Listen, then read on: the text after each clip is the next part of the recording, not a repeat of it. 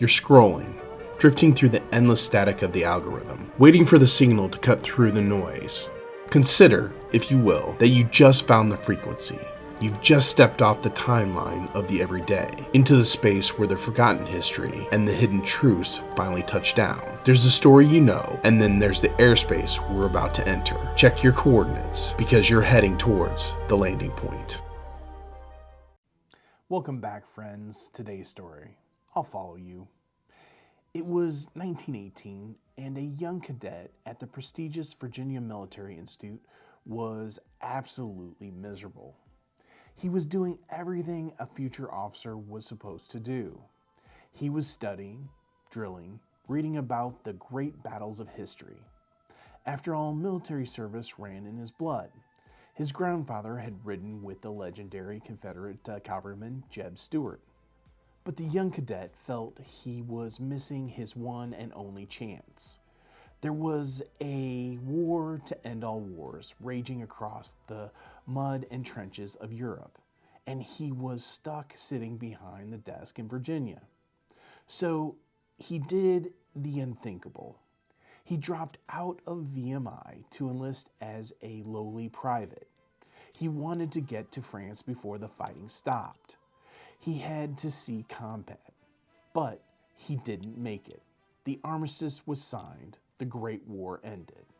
Our deeply disappointed private was kept stateside, serving as a drill instructor, before finally being commissioned and sent to lead an obscure conciliatory force in Haiti.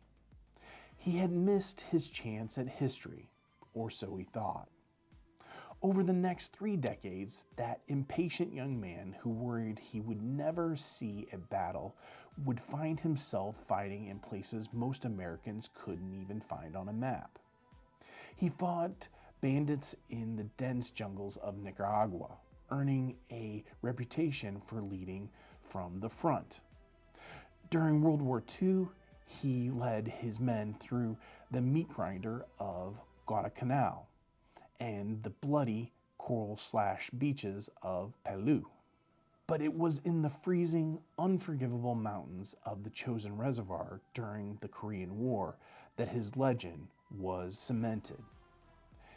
It was 30 degrees below zero. His men were completely surrounded by a massive force, outnumbering them by 10 to 1. Annihilation seemed a mathematical certainty. The media back home was preparing for a massacre.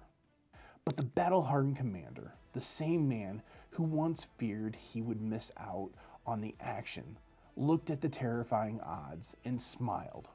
He turned to his staff and said, "We've been looking for the enemy for some time now. We finally found him. We're surrounded. That simplifies things." Under his fearless leadership, his men didn't just survive. They fought their way out, crippling the enemy divisions that tried to stop them. He would eventually retire as the most decorated command Marine in American history.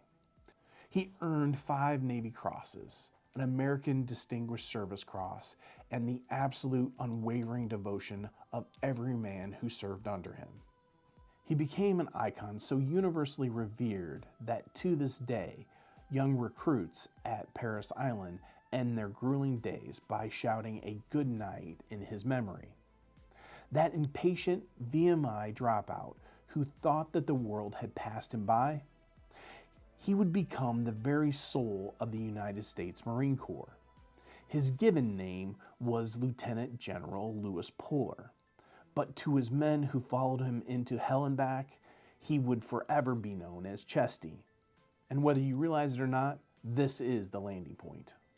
Viewers, thank you for watching today, The Landing Point. We really appreciate it. I'd like to take a moment to thank our sponsor, Roadrunner Real Estate. They are a full-service real estate company doing both commercial and residential real estate. They can help you buy, sell, or even lease your properties. So if you're in the market looking for a real estate company, please go out and give them a call. They'll happily help you today. The next thing I'd like to talk about is our social media. Obviously, we have YouTube if you're watching that today.